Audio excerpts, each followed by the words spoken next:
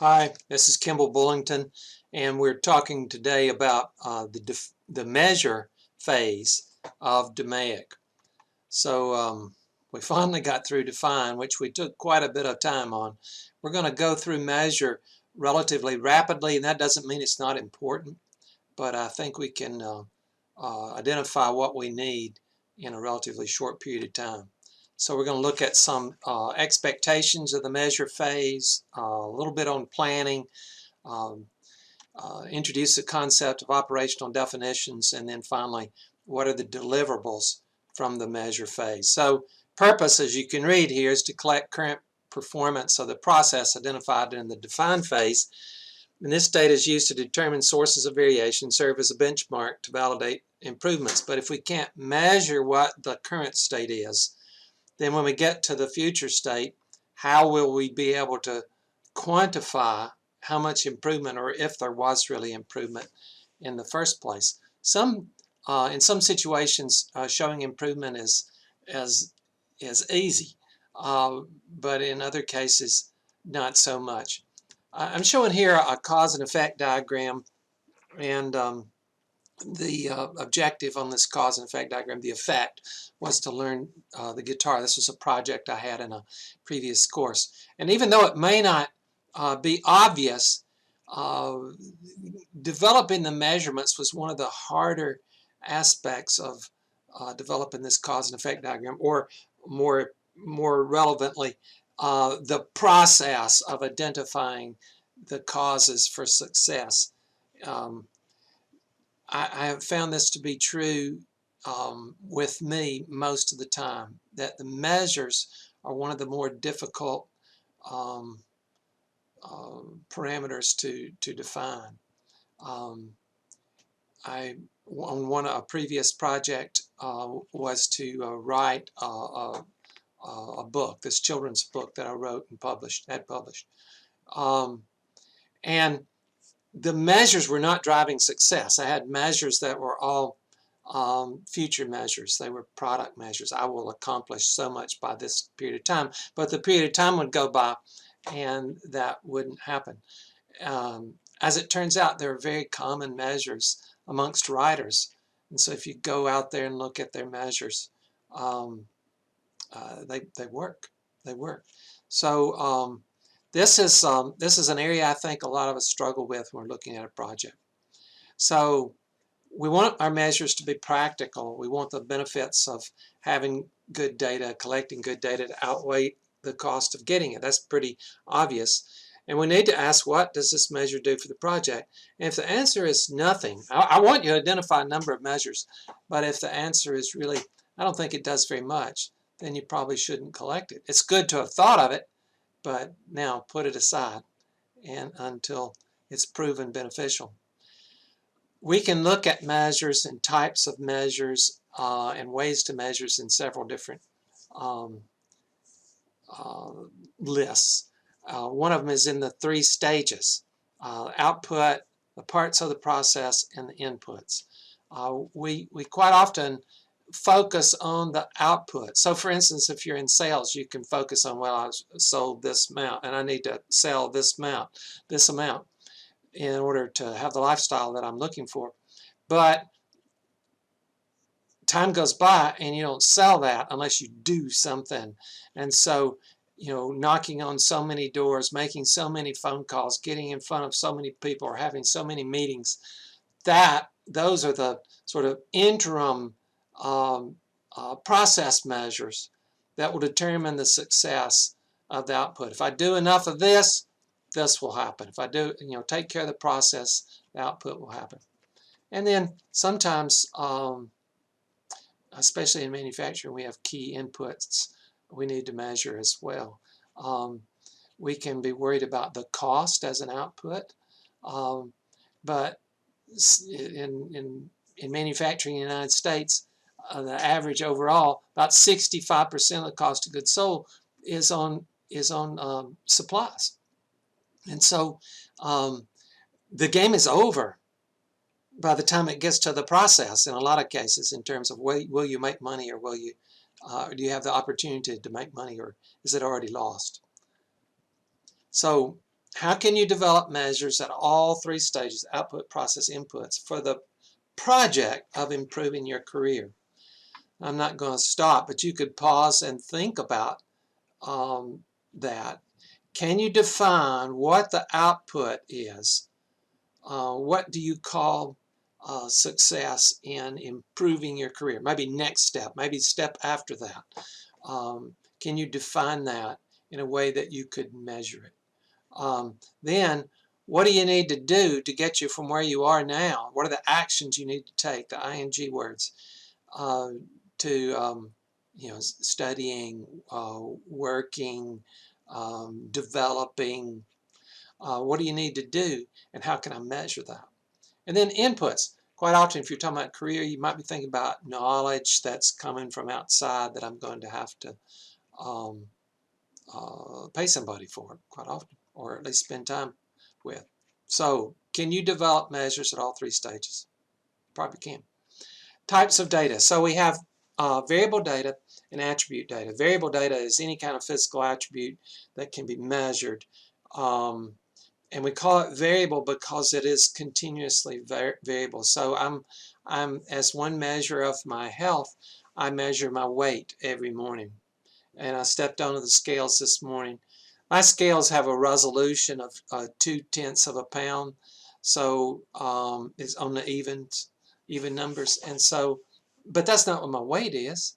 My actual weight is infinitely variable.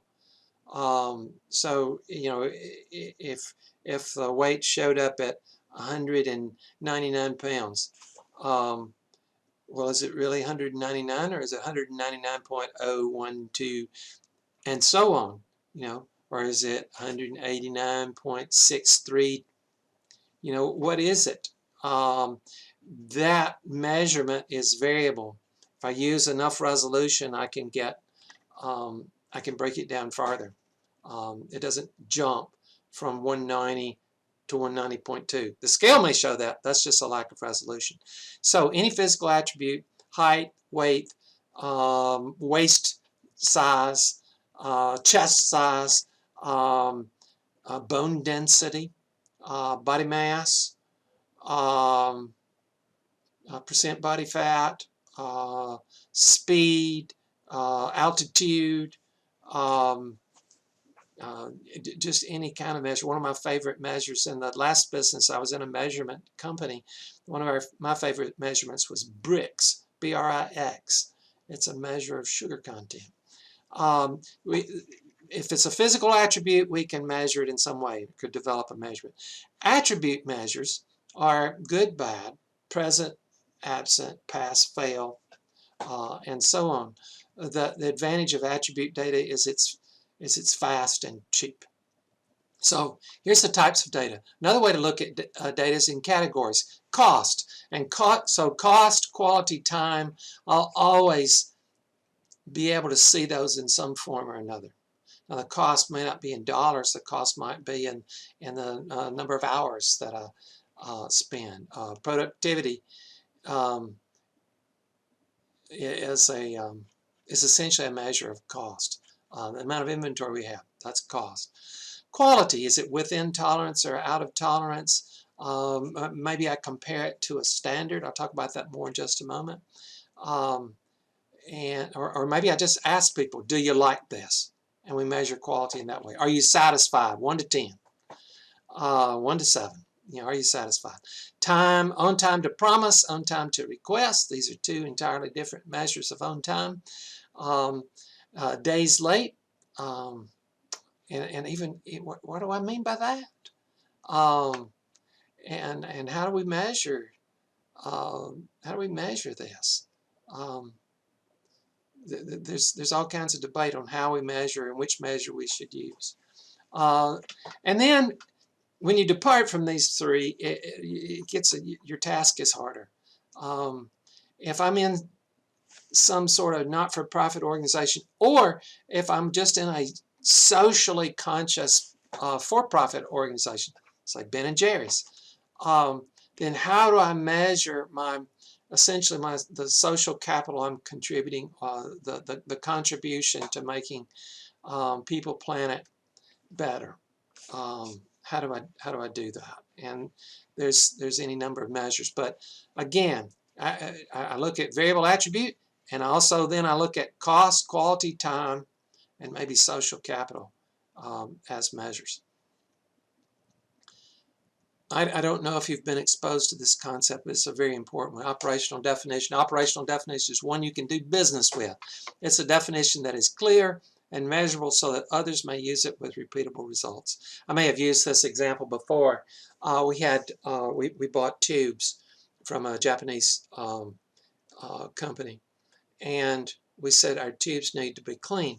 Now, the reason they needed to be clean was they were used in a, they would go through a vacuum braze process, and if they were dirty, that those volatiles would sort of cook off in this vacuum furnace and would sort of plate out against the filters, eventually clog the filters, and then the furnace would overheat. We would lose a $30,000 element. So so we said they need to be clean, and our Japanese supplier said, "Very good. What do you mean?" And so we described what they needed for, and they said, "Oh, okay. So do you mean semiconductor clean?" And we said, "No, no, no, no." So that's this clean room sort of clean that would be really expensive for us, and we didn't need that. But how do you describe what clean is?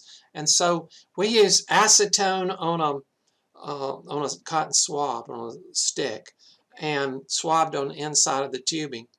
And then we created a series of standards that went from absolutely white to pretty dark gray. And we basically gave them at a certain point, we said, okay, this is no longer acceptable. This is dirty if it gets beyond this point. And so they could take the test, compare theirs with a sample, and they should be good. It turns out that was, as great as that was, great as that effort was, it was not good enough because the way that you swabbed, as it turns out, made a difference as well. So we had to take it another step further. Here's some others just for your thought. What does good quality mean? What does good value mean? How do we define these? So if you can come up with a definition people can do business with, then you have a functioning operational definition. Walter Shewhart, the inventor of statistical process control, the inventor of the Plan, Do, Study, Act cycle, really the father of modern quality in the United States, believed his work on operational definitions to be of greater importance than his work on control charts, thus saying something.